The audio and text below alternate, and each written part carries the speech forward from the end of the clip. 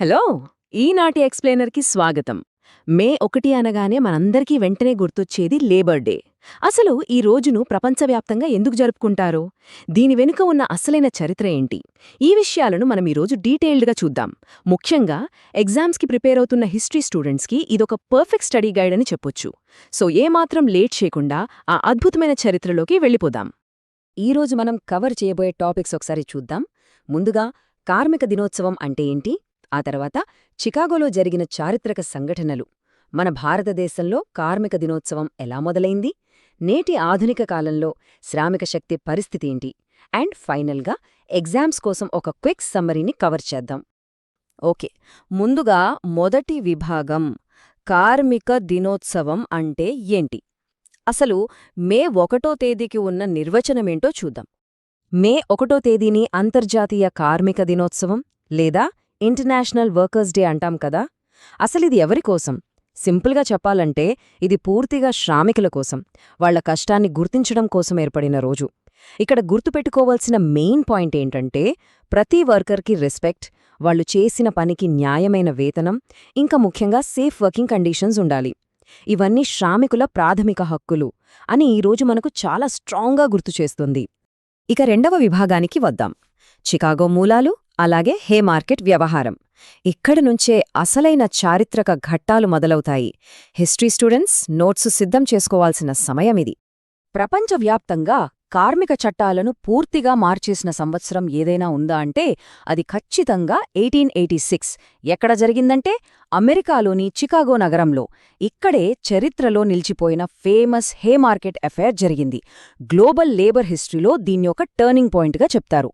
ఈ year and location exam point of వ్యూలో చాలా చాలా ఇంపార్టెంట్. మరి ఆ రోజుల్లో కార్మికులు అంత తీవ్రంగా దేనికోసం డిమాండ్ చేశారు?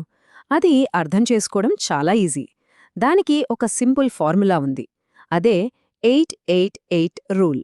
అంటే 8 గంటల పని, 8 గంటల విశ్రాంతి, మరో 8 గంటల వ్యక్తిగత జీవితం. రోజుకున్న 24 గంటల సమయాన్ని ఇలా 3 సమాన భాగాలుగా విభజించాలని చికాగోలో కార్మికులు పెద్ద ఎత్తున పోరాడారు. ఎగ్జామ్స్లో దీన్ని గుర్తుంచుకోవడానికి ఈ 888 ట్రిక్ ఎంతగానో ఉపయోగపడుతుంది. అసలు ఈ ఉద్యమం భౌగోళికంగా ఒక ఖండం నుంచి మరో ఖండానికి ఎలా స్ప్రెడ్ అయిందో ఇప్పుడు చూద్దాం.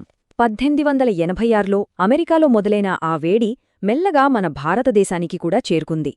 చికాగోలో ఆ హే మార్కెట్ వ్యవహారం జరిగిన కొన్ని దశాబ్దాల తర్వాత, అంటే 1923లో మన దేశంలో మొట్టమొదటి కార్మిక దినోత్సవాన్ని చెన్నైలో సెలబ్రేట్ చేశారు.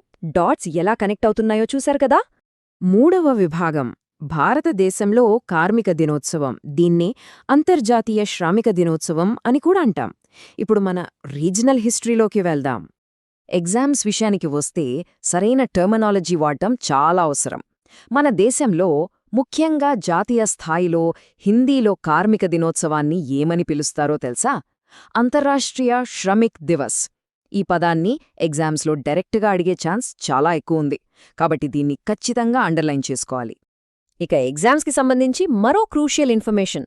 మన ఇండియాలో మొట్టమొదటి లేబర్ డే ఎప్పుడు, ఎక్కడ, ఎవరు నిర్వహించారు?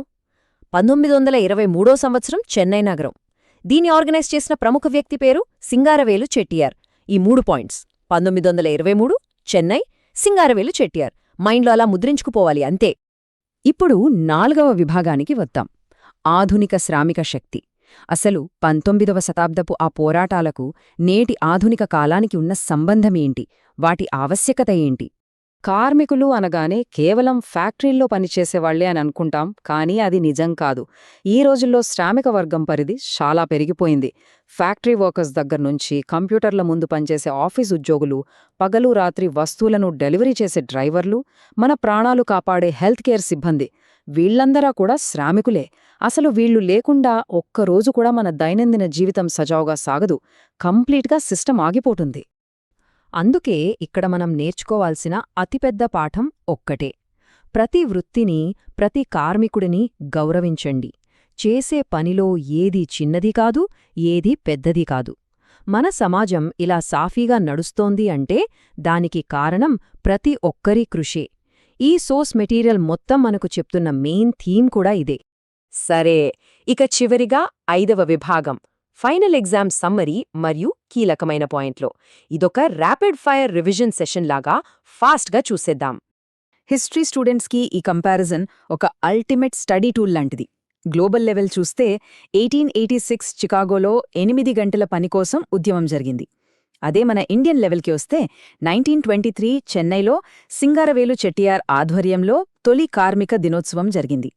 వీటిని ఇలా పక్కపక్కనే చూసి కంపేర్ చేసుకుంటే ఆ చారిత్రక డేటా అంతా ఈజీగా రిజిస్టర్ అయిపోతుంది. ఇక ఫైనల్గా ఒక క్విక్ రివిజన్. పాయింట్ 1 మే 1 కార్మిక దినోత్సవం. పాయింట్ 2 ఇది 1886లో అమెరికాలో మొదలైంది.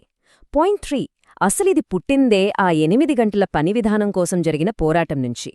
పాయింట్ 4 మన ఇండియాలో దీన్ని తొలిసారిగా 1923లో జరుపుకున్నారు. అండ్ ఫైనలీ పాయింట్ 5 అది జరిగింది చెన్నై నగరంలో. మొత్తం ఎక్స్ప్లెయినర్కి ఈ 5 పాయింట్లే అసలైన సారాంశం. ఈ ఎక్స్ప్లెయినర్ను ముగించే ముందు ఒక్కసారి ఆలోచించాల్సిన విషయమేంటంటే 1886లో ఆ కార్మికులు రక్తం చిందించి సాధించుకున్న ఆ 8 గంటల పని నియమాలు వర్క్ ఫ్రం హోం ఉన్న నేటి ఆధునిక కాలంలో ఆఫీస్ ఉద్యోగులకు లేదా క్యాబ్ డ్రైవర్ల లాంటి వాళ్లకి ఇప్పటికీ అదేవిధంగా వర్తిస్తున్నాయా?